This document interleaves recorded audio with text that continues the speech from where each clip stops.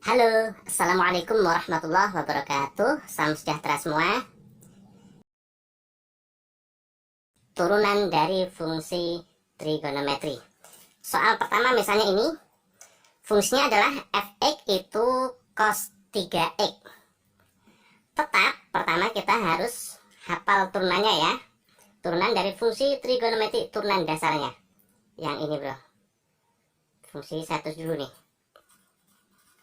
Fungsi ini turunan. Tetap ada hafalannya ya, nggak mungkin nggak ada hafalannya ya.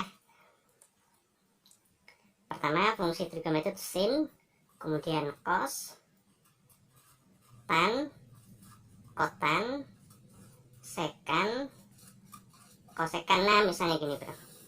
Nah ini fungsinya ya. Oke, turunannya mau kita cari. Sin itu turunannya cos, cos itu min sin, tan itu sekan kuadrat, kotan itu negatif kosekan kuadrat, sekan itu sekan kali tan, kosekan itu negatif kosekan kali kotan. Perhatikan cara menghafalnya. Ini kita bagi-bagi deh. Nah segini, segini. Lihat, plus min, plus min, plus min. Sin itu cos, cos itu turunannya min sin, tan sekan kuadrat, kotan negatif kosekan kuadrat. Lihat hampir mirip, ya nggak? Sekan itu sekan kali tangan, kosekan itu negatif kosekan kali kotan. Itu pertama, itu harus hafal bro, karena itu sangat dasar ya.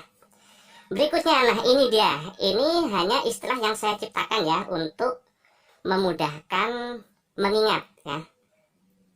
Sebenarnya ini mungkin tidak benar, tidak tepat ya, tetapi ini mudah untuk diingat ya. Turunan, ini versi saya ya, turunan itu adalah dari umum ke khusus.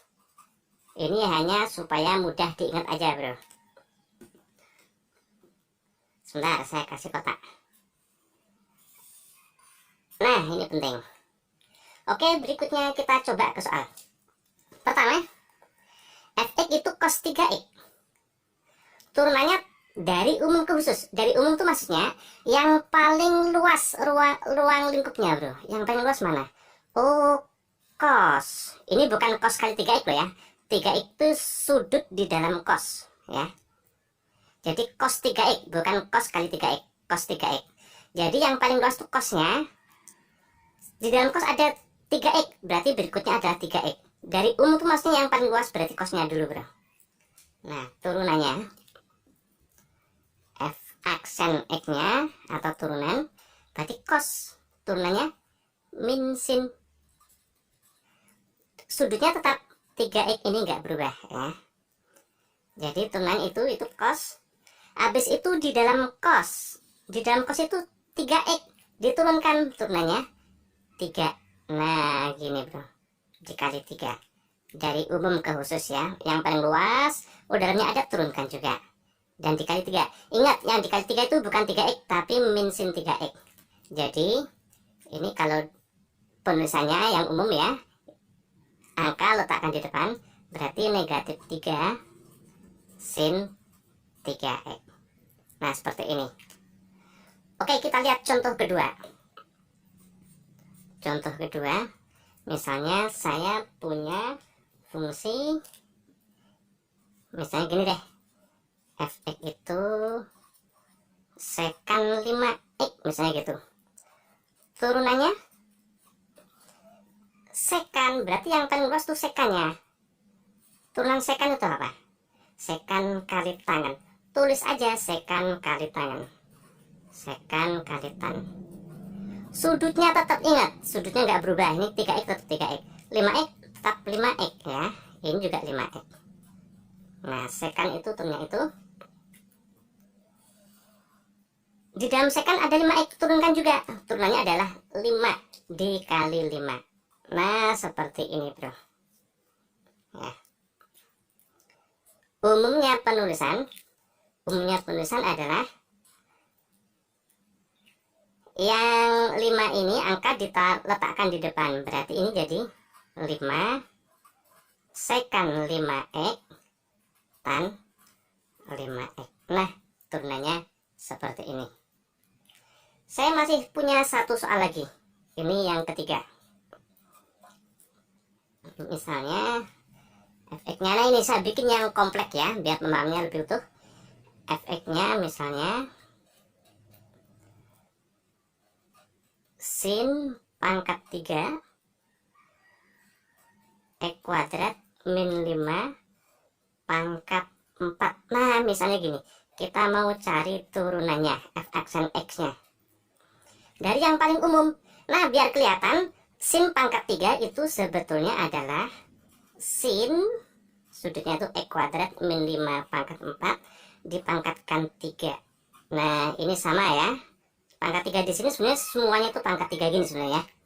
Oke, berarti yang paling luas adalah pangkatnya, bro. Nah, ini. Kalau gitu 3 diturun. 3 nanti pangkatnya jadi 2 ya. Oke. Jadi 3 turun ke depan, pangkatnya jadi 2. Ini tetap sin, dalamnya nggak berubah itu. X kuadrat min 5 pangkat 4, pangkatnya jadi 2. Gini. Itu yang paling luas ya, jadi ini turunannya. Kemudian ke dalam, setelah pangkat ternyata dalamnya ada sin. Nah, diturunkan, bro. Sin turunannya cos. Nah, dikali ini. Dalamnya nggak berubah. Dalam sin itu ini berarti tetap itu ya. X kuadrat min 5 pangkat 4. Itu sin. Turunannya jadi cos ini. Di dalam sin ternyata ada ini, bro. Nah, ini pangkat 4. Berarti 4-nya turun. Nanti jadi pangkat 3 ya. 4 dikali itu jadi pangkat 3. Dalamnya tetap X kuadrat min 5. Gini. Ternyata setelah yang pangkat dalamnya masih ada, yaitu X kuadrat min 5. X kuadrat min 5 turunannya 2x. 5 kan 0 ya turunannya. Nah, dalamnya masih enggak? Tidak ya, itu udah yang paling dalam. Berarti selesai. Nah, berarti turunnya seperti ini, bro. Umumnya, yang angka ini ditulis di depan. Jadi, 2 kali 4, 8 kali 3 berarti 24. X kuadrat min 5 pangkat 3. Gini. Kemudian ini sin kuadrat. Nah, kuadratnya saya letakkan di sini. X kuadrat min 5 pangkat 4 dikali cos ini ya. X kuadrat min 5 pangkat 4. Jawabannya seperti ini. Kalau uraian ini selesai. Tetapi seringkali kalau soal pilihan ganda ini harus diubah.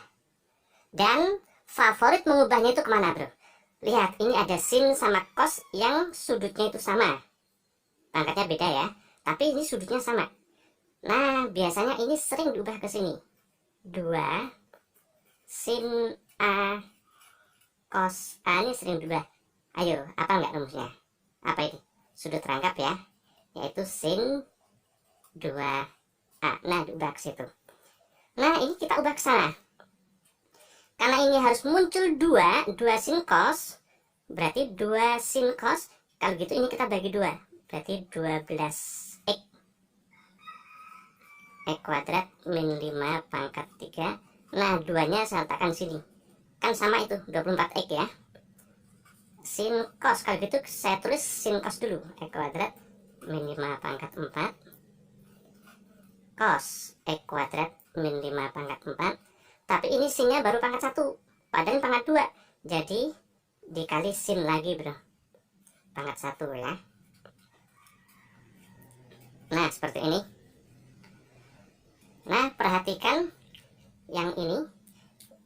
Ini sudah 2 sin cos.